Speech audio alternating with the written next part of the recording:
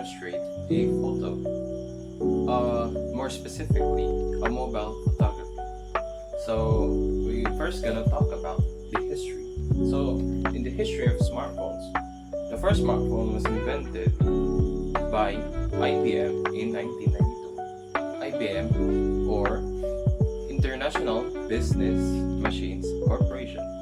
But since then, all the smartphone revolutionized quickly and fastly efficient.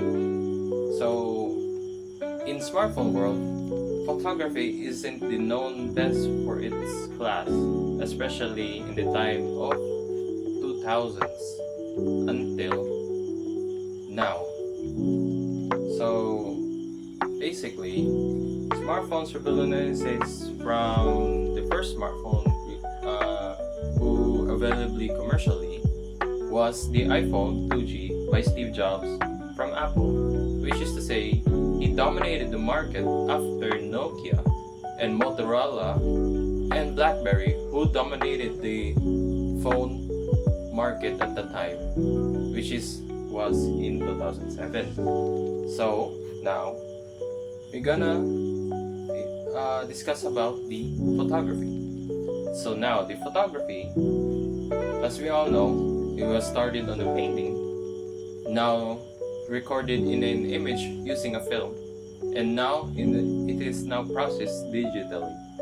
So in the first smartphone, which is the iPhone 2G, had a camera, but the camera at the time was really blurry, so the difference in quality from before to today is quite significant, especially for smartphones. But now the smartphone today is like all the smartphones who are revolutionizes have the advantage to make make an alternative as an DSLR or mirrorless camera. Like for example, this kind of photo right here. So we have here a ocean like this one, which is using the extreme long shot. And next part is also extreme long shot, which is we have a subject here on the corner, right center, middle corner, and the other one in the corner. And also with these lights,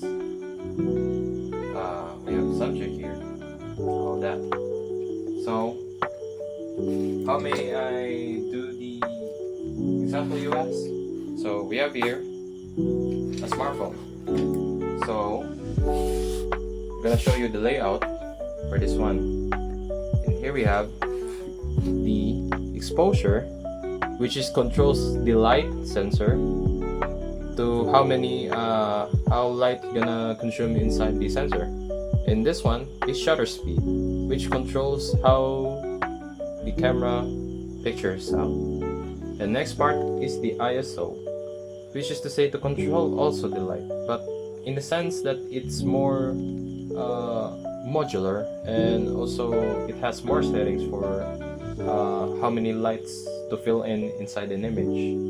And following, white balance, which is to say to control the temperature of the photo. And then autofocus, which is to say how to make your photo more focused in one. Just like an example this one,